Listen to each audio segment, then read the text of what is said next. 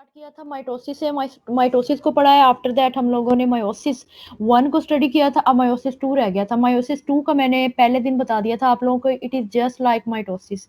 ठीक है जी। आज का जो हम लोगों का लेक्चर है, दिस इज मायोसिस 2। तो मायोसिस 2 क्या है बेसिकली?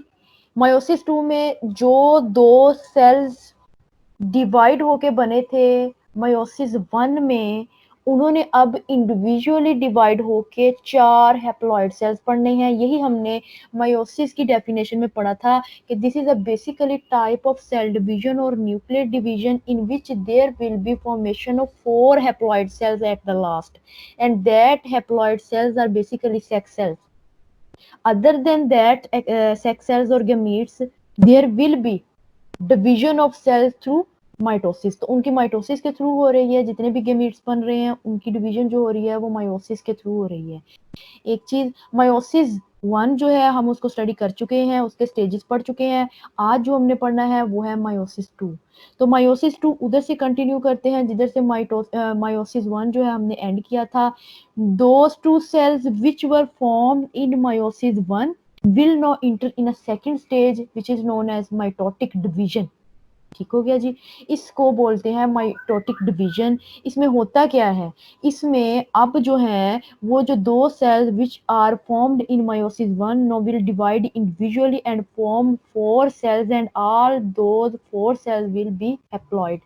ठीक है जी। हैप्लॉइड का क्या मतलब होगा? They will have only 1 chromosomes as compare to those bivalent which will formed in the case of meiosis 1 or those chromosomes which were in the form of two sister chromatids attached at the end of meiosis 1.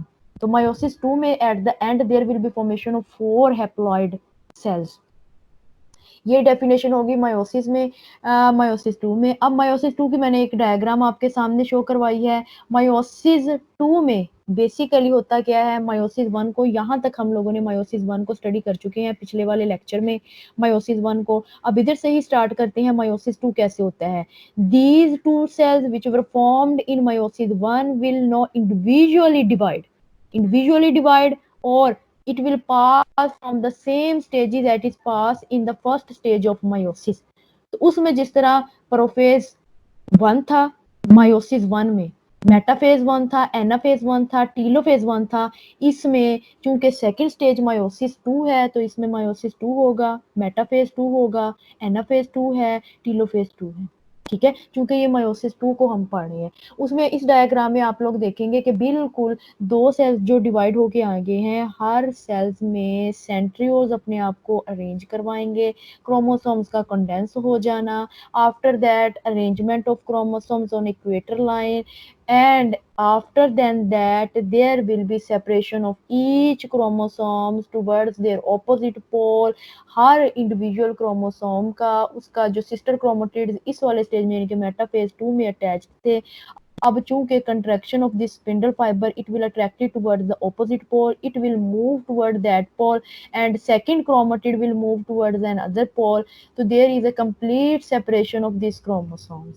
उसके बाद जैसे ही ये opposite pole पर पहुंचेंगे, हर chromosome जो यहाँ पे पहुंचे हैं उनके गिर्द न्यूक्लियर इवेल्प फिर से डिवेल्प हो जाएगी और in result there will be formation of 4 chromosomes and 4 cells. There will be formation of 4 cells and all these 4 cells are haploid in nature.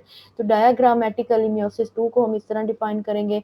उसके बाद meiosis 2 के स्टेप बाय स्टेप जो है हम इसको पढ़ेंगे। meiosis 2 में first of all we will study about prophase 2। तो प्रोफेज 2 में होता क्या है? meiosis 1 result in 2 haploid daughter cells each with half the number of chromosome as the original. जैसे कि हमने ओरिजिनल में पढ़ा था कि वहां पे 4 क्रोमोसोम्स मौजूद थे। जैसे ही एक सेल से 2 सेल्स बने थे meiosis 1 में, तो उसमें जब सेल जो है वो क्रोमोसोम्स की सेपरेशन हुई थी, तो हर क्रोमोसोम एक सेल में मूव कर गया था। यानी कि देयर विल बी सेपरेशन और there will be distribution of half number of chromosomes. Meiosis 2 का प्रोफेज 2 उसमें आप लोग देखेंगे वैसे ही जो है वो क्रोमोसोम्स की कंडेंसेशन होगी, न्यूक्लियर इनवेल्प का डिसअपीयर हो जाना, न्यूक्लियोल का डिसअपीयर हो जाना। ठीक है जी, ये आपके पास प्रोफेज 2 है which is just like mitosis, mitosis की तरह का जो फेज़ है। उसके बाद मियोसिस 2 प्रोफेज 2 के बाद हमारे पास आ जाता है जी मेटाफेज 2। मेटाफेज 2 में बिल्कुल वैसे ही मेटाफेज 2 के दौरान जिस तरह एक इक्वेटर लाइन बनती है, इक्वेटर लाइन पर क्रोमोसोम्स जो हैं वो अपने आप को अरेंज करती हैं एक लाइन में। इस arrangement of chromosomes on the equator line is basically metaphase 2। ठीक है जी, सेंटर में क्रोमोसोम्स का अरेंज हो जाना, तो दिस इज बेसिकली मेटाफेज 2। उसके बाद आपके पास एनाफेज 2 आ जाता है मियोसिस 2 के अंदर। एनाफेज 2 के दौरान क्या होता है कि यहाँ पर जो पिछली वाली स्लाइड्स में ये क्रोमोसोम जो कि in the form of chromatid और अटैच्ड क्रोमेटिड थे, अब ये सेपरेट हो जाएंगे। Why they will separate? They will separate because of the contraction force derive on these chromosome और these kinetochore from the centriole और ऑपोजिट सेंट्रियोल। ठीक है जी, उसके बाद हर individual chromatids will move towards the opposite pole which is centriole. हर centriole की तरफ इंडिविजुअल क्रोमोसोम या इंडिविजुअल क्रोमेटिड्स का मूव कर जाना is basically happen in the anaphase 2। तो एनाफेज 2 के दौरान जो है हर सिस्टर क्रोमेटिड जो है वो अपने ऑपोजिट पोल की तरफ मूव कर जाएगी। और अब आप लोग देखेंगे इधर मायोसिस 2 और मायोसिस 1 में डिफरेंस। मायोसिस 1 में हम लोगों ने देखा था कि यहाँ पूरा सेट क्रोमोसोम्स का means with attached chromosomes means दो क्रोमेटिड जो हैं वो एज इट इज मूव किए थे सेंट्रियोल्स। इधर वाली साइड पर भी बिल्कुल सेम इसी तरह ही हमने देखा था कि towards an other opposite pole there will be complete migration of attached sister chromatids towards this pole. ठीक है जी, लेकिन मायोसिस 2 में क्या है, because it is like mitosis, so there will be separation of two chromatids and toward each opposite pole there will be migration of only one chromatid। तो यहाँ पर सिर्फ एक क्रोमेटिड की जो है वो मूवमेंट शो होगी, माइग्रेशन शो होगी। This is anaphase 2 of meiosis 2 stage. ठीक है जी, सिस्टर क्रोमेटिड सेपरेट हो जाएंगी और अपने ऑपोजिट पोल की तरफ जो है वो मूव कर जाएंगी। उसके बाद मायोसिस 2 के अंदर हमने टीलोफेज 2 को देखना है।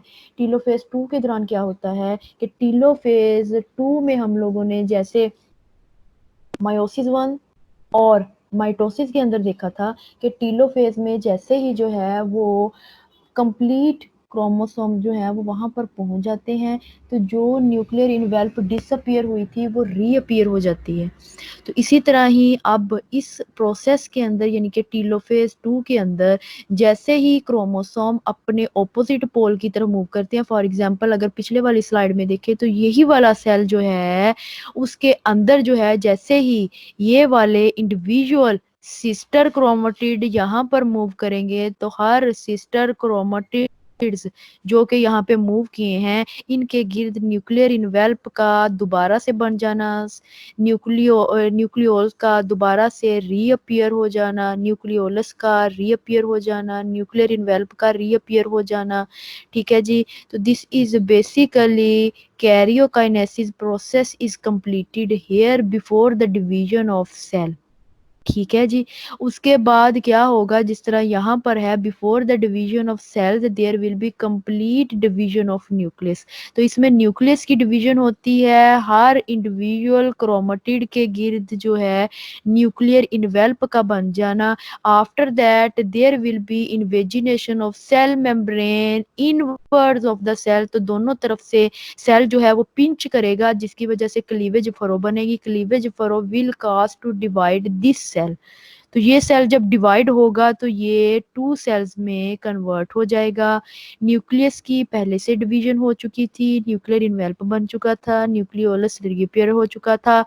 उसके बाद आपके पास जो है वो ये वाला सेल जो है और डिवाइड हो गया due to this cleavage furrow formation. तो इस तरह हम लोग देखेंगे कि इसमें 4 सेल्स बने हैं and these all 4 cells are haploid in nature and there will be no attachment of sister chromatids as it is happened in the case of meiosis 1।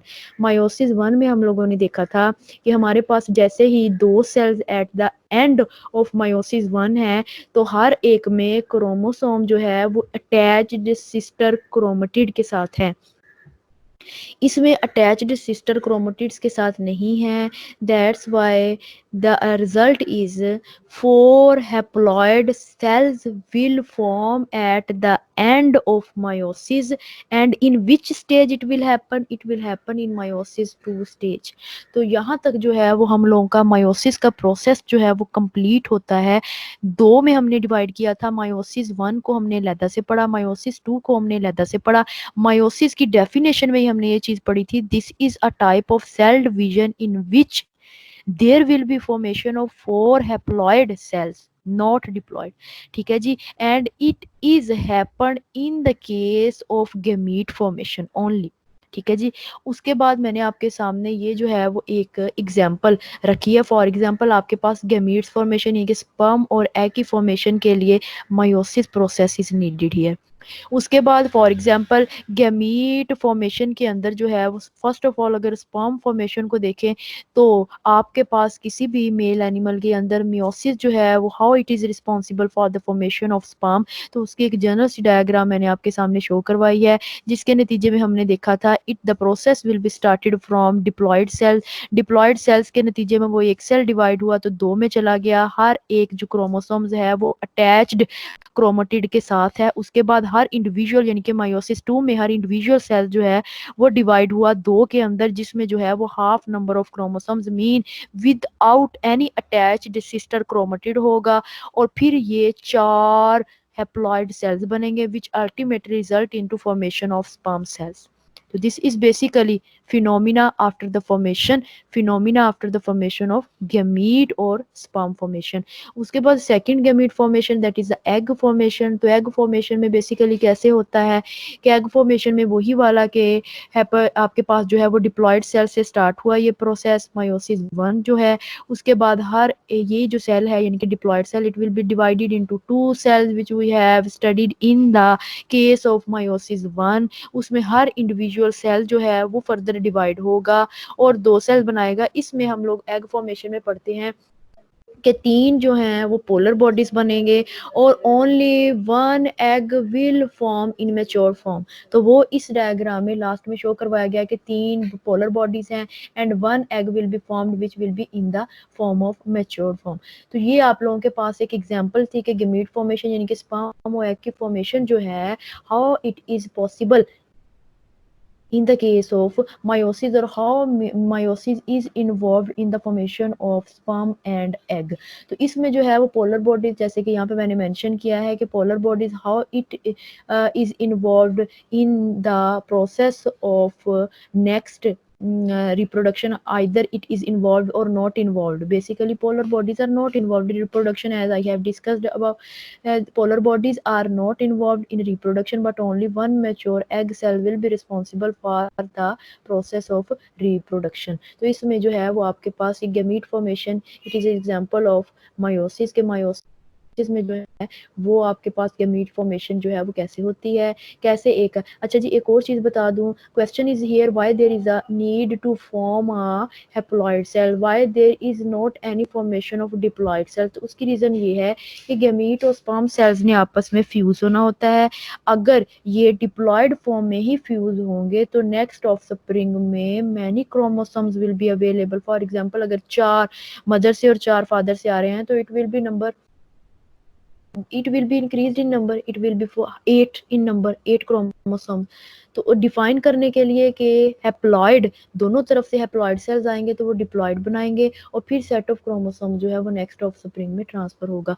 तो in this case there will be one haploid from father side and one haploid from mother side, and then they will fuse together and there will be formation of a diploid cells। ठीक है जी, इसी वजह से जो है वो haploid cells बनते हैं। Sperm is also haploid, egg is also haploid in nature. तो ये आप लोगों के पास जो है वो मायोसिस 2 यहाँ तक कंप्लीट होता है। इसको एक बार फिर से रिकैप कर लेते हैं कि मायोसिस 2 में हम लोगों ने आज के लेक्चर में क्या क्या पढ़ा है। मायोसिस 2 में हमने मायोसिस की डेफिनेशन देखी और उसी को ही हमने रिकॉल किया है कि मायोसिस 1 जो है वो हम पिछले लेक्चर में स्टडी कर चुके हैं। मायोसिस 2 क्या होता है, मायोसिस 2 की डेफिनेशन को हमने स्टडी किया है, इसकी डायग्राम को देखा है। आफ्टर दैट हमने स्टेप बाय स्टेप जो है इसको पढ़ा है, क्योंकि मायोसिस 1 में स्टेजेस को भी उस हिसाब से लेबल कर लिया था कि मायोसिस 1 है तो उसमें आपके पास प्रोफेज 1 होगा, फिर उसके बाद जो है वो आपके पास मेटाफेज 1 होगा, टीलोफेज 1 होगा, एनाफेज 1 होगा।